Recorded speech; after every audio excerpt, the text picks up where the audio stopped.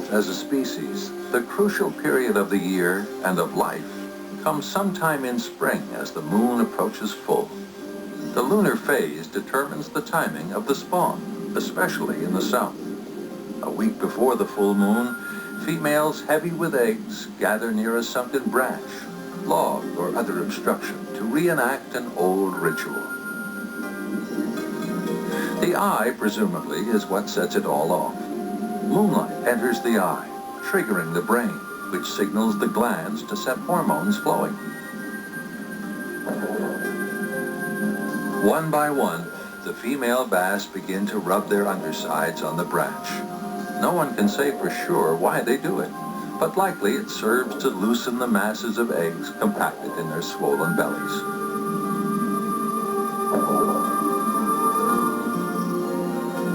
"5 days before the full moon, 4, 3, the strange rite goes on. At 2 days, the bass quit feeding, male and female alike.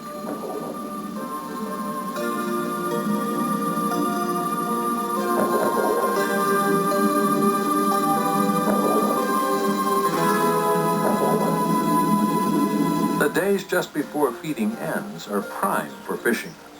In the south, where spawning occurs on full moons over 3 or 4 months in spring, there's no closed season.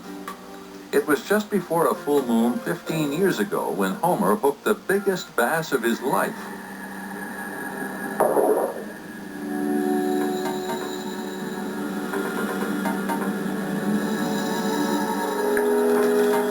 When I set the hook on that bass, and I felt the weight of the bass, held on tightly, trying to get him to come my way away from that cover, it pulled the bow of the boat around. It ran over this way and pulled the bow of the boat to the left. It turned and ran back the other direction, pulled the boat over this way to the right, and headed right for that bunch of weeds out there. All I could do was hold tight and try to get his head away from those weeds. He wouldn't come, he kept right on going, so I reared back with everything that I had, trying to turn that monster bass, and pow, my rod broke right in front of my face. The rod broke right in front of my face, and the bass was gone. That's the memory. That'll always be a keeper. I'll always cherish it.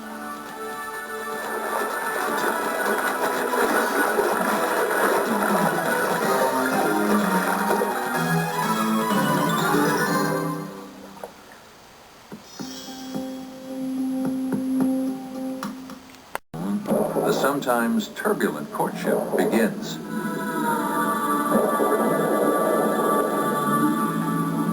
From the inventory of available females, a male attracts one to the nest he's fanned in the bottom with his tail. The female allows herself to be maneuvered over the nest, a shallow cup in the bottom. The male not only builds the nest, but also will guard the eggs and later the fry from predators. Often he will spawn with more than one female. So the male is the more critical element, and the sperm.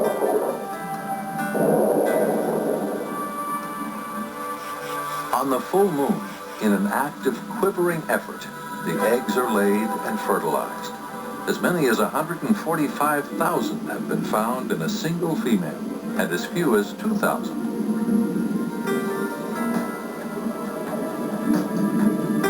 After guarding the eggs, the frazzled male bass then watches over the fry, the complete process consuming several weeks. Until he leaves the fry on their own, the new father will eat nothing. It's vital that all male bass caught by anglers during the spawning season be released the same as females, as carefully and quickly as possible.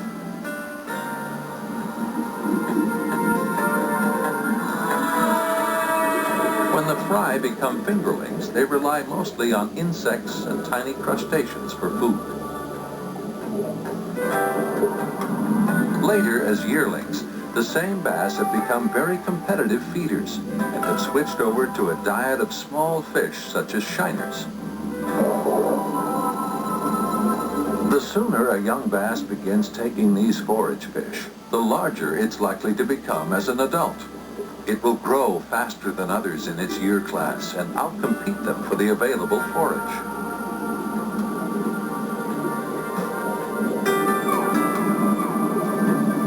It's also in these early stages that a bass sets its pattern for life. Either it becomes a school fish, a pursuit feeder roaming open water, or it becomes a loner, an ambush feeder cloaked in cover. Neither type is necessarily more successful. The smartest fish live the longest and develop an uncanny sensitivity to their environment. They have enormous survival intelligence. These are the big mouths that inhabit our dreams.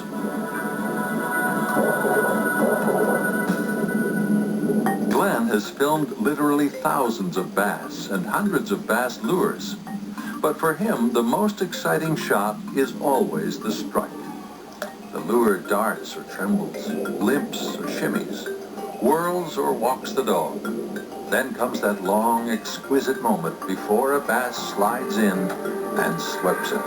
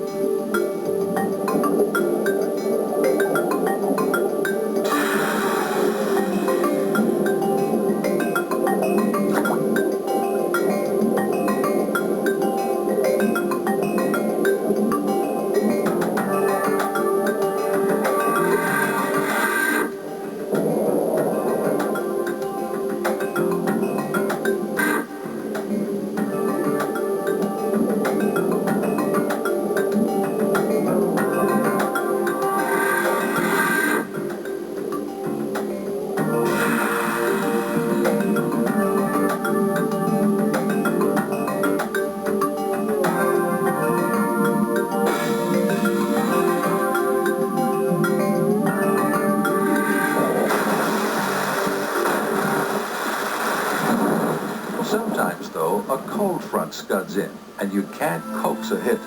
And this is bass fishing, too. Just ahead of the front, it's a different story. Big mouth suits up for a feeding frenzy. No bait fish is safe. This is why fishing is so slow when the front actually arrives. The bass are already glutted. Falling water temperatures may have some effect, but usually the drop is slight. The big cause is bellies filled in a rampage like this.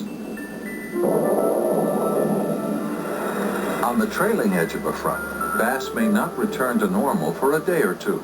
Yet they can still be caught if you fish a lure or bait very slowly and precisely where they've retreated into heavy cover. In fact, some of the largest fish of all have been taken this way. It's bass angling's biggest challenge and biggest reward.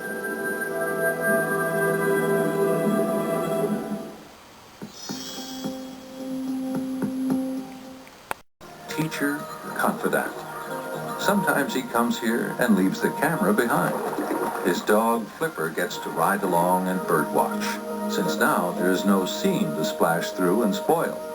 The river lifts them up and along. To Glenn, it could be a painting of a river in paradise. I come here often with my fishing buddy Flipper.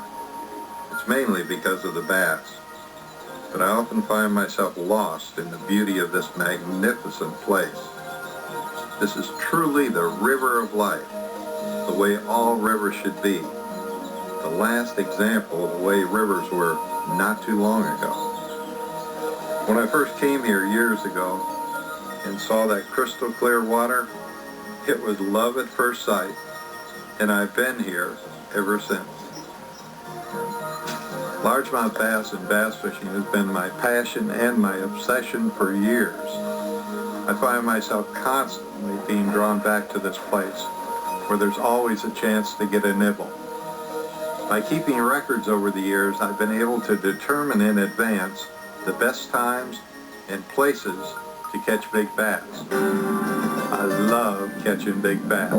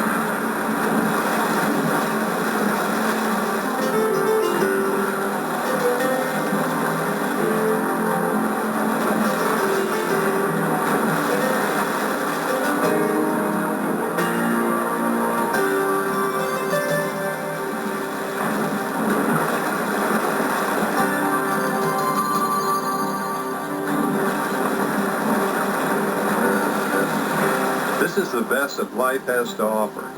Bass fishing is a sport where you find satisfaction, great memories, and wonderful friends to share it with. Please take care of it. You know, I've been blessed with a lifetime of challenges and pleasures fishing for bass, and it's been wonderful. I'm just as enthused about catching a fish now as I was when I was 5 or 6 or 7 years old. I love it. It's a fascinating thing to catch a fish, and it's still, every single fish is different, and every single fish intrigues me. With fishing, it doesn't matter if you're 2 years old or whether you're 92. It doesn't matter if you're male or female. It's a fantastic way to have fun. It's a great family sport. You can take kids, you can take, everybody can enjoy the outdoors and go fishing, and that's something real special.